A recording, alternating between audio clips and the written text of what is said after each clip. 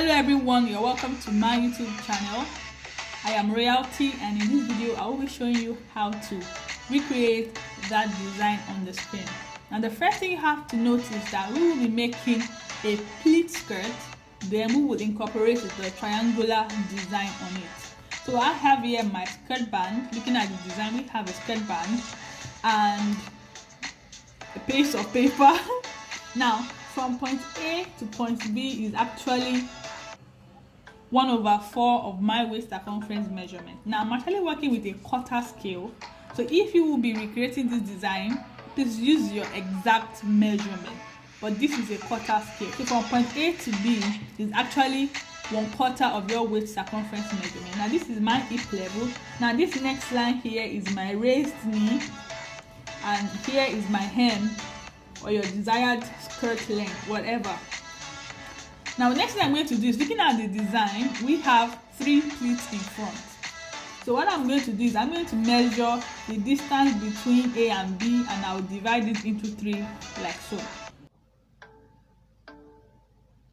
So I have divided my pattern into 3 because we have 3 pleats, 3 big pleats. So I have here column 1, I have here column 2, and I have here column 3.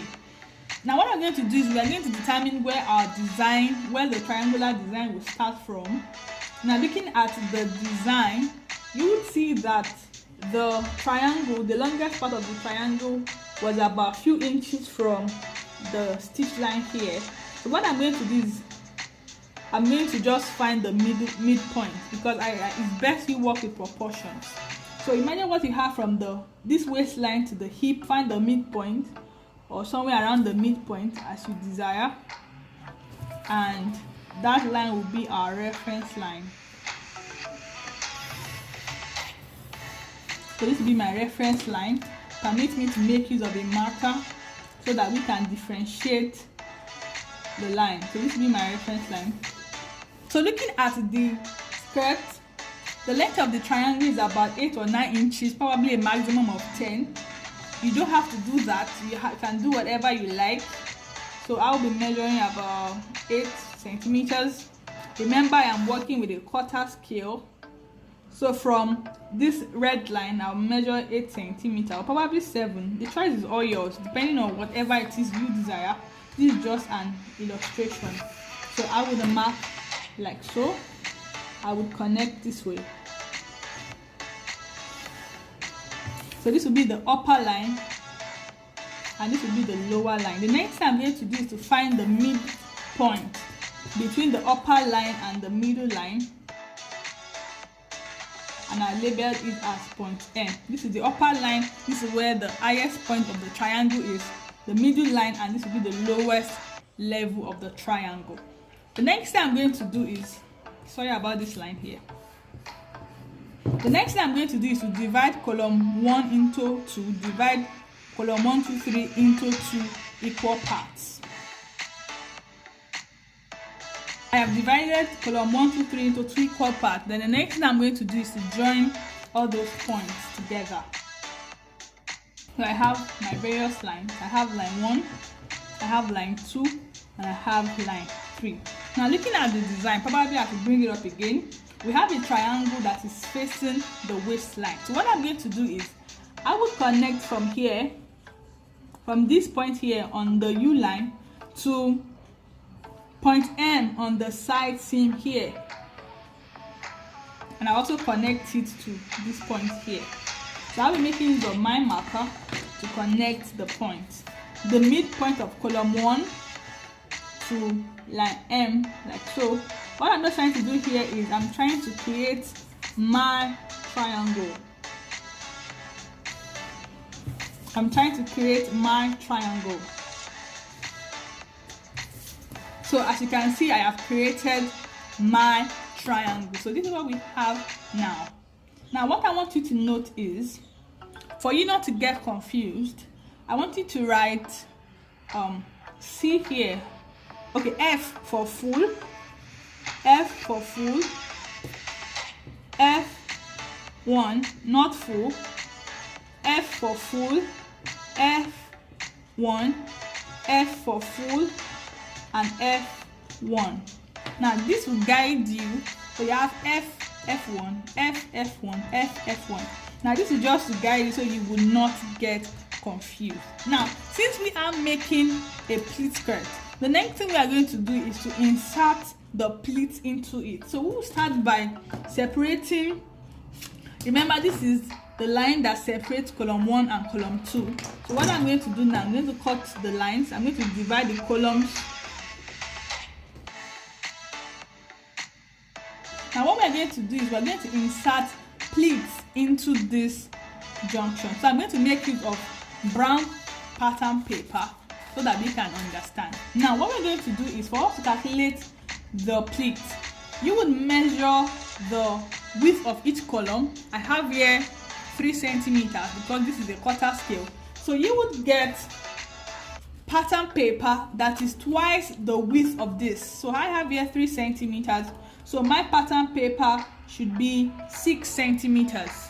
This will be the pleat that will be inserted into it. So I have here 6, this is approximately 6 centimeters. So what I'm going to do is I'm going to tape the brown paper to this edge this way. Then I will get another pattern paper. I will ensure it's 6 centimeters and I'm going to insert it in here this way. So I will do that now and I'll show you what I have. So this is what I have here. I have my brown paper.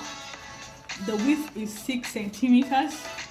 And the other thing I did was I added some amount of tape here and I folded my pattern paper into 2 so I can have a crease line in the middle. I also did the same for this one. It's 6 centimeters, so I have folded it into 2. That means on both sides I have 3 centimeters each and 3 centimeters each. Now before we join our brown paper into the pattern, what we're going to do is we're going to cut out all the part that is labeled F1. Remember, this is F1. So all this part in my F1, I'm going to cut it out. So I'll do this first. But please note, you would stop at the line that divides the column into 2. Then also for this one, this is the midline. I'm going to cut out everything here. Then for the top part here, look closely. What I have for my F1 is just here, in here. So what I'm going to do is I'm just going to cut it.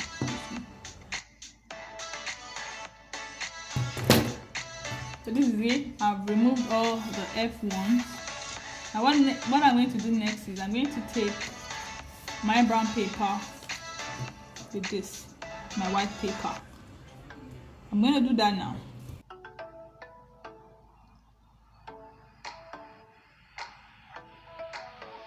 Another thing I'm going to do is, this is the last column. You also need to add pattern paper to this side because it is this side that will join to the back piece. So you need to have joining here. So I have done all this. Let me put this away. What we're going to do now is I have column 1 brown paper, column 2 brown paper, column 3 brown paper. So this is how our design will look like. So from here, you just fold this way. This way. Then from the second column, you fold this way. Then the third one will be this way. Then I adjust my paper. So looking at it this way, you can see that the contrasting piece of paper is showing, and this place will be cut. So this will be like. Then for your band, you just put your band here to hold it together.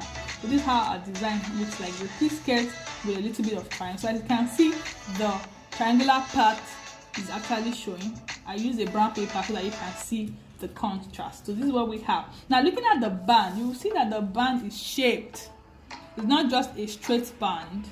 Let me just bring up the design again, looking closely at the skirt band. So what you're going to do is, remember, this is the center front of my band. Now from the center front of the band, you would measure your dart space. Whatever your dart space is, that is the distance between half of your nipple to nipple measurement. So assuming half of my nipple to nipple measurement is somewhere here, just draw a straight line. Just draw a straight line. So from center front to here will be half of your nipple to nipple measurement, and from this line you measure half inch. Measure, if you are using a full scale pattern or half scale pattern, just measure half inch. Whatever the half inch is, you can just connect it here, so you have a sort of dart. What you're going to do is you're going to close the dart. You close the dart so your band is a little bit shaped. That is how to achieve a shaped band. Now because my pattern is very small, it's difficult to get it, so let me just tape it down. What I do is just having it tape it down. So have it this way, tape it down. So you will realize that eventually. Now the other thing is, when you tape it down, please ensure you blend this place. You don't have pointed edges. So let me just put this way. So when you have done this, ensure that you do not have pointed edges here, and at the same time ensure you do not have pointed edges here. So when you measure, the lower line is wider than the upper one, so your skirt band is shaped. When you have a shaped skirt band this way, remember you cut it on fold as well. Then you have it this way. Then your skirt, finished skirt, will come this way. So this is how to achieve that skirt design. Thank you for watching this video. Bye.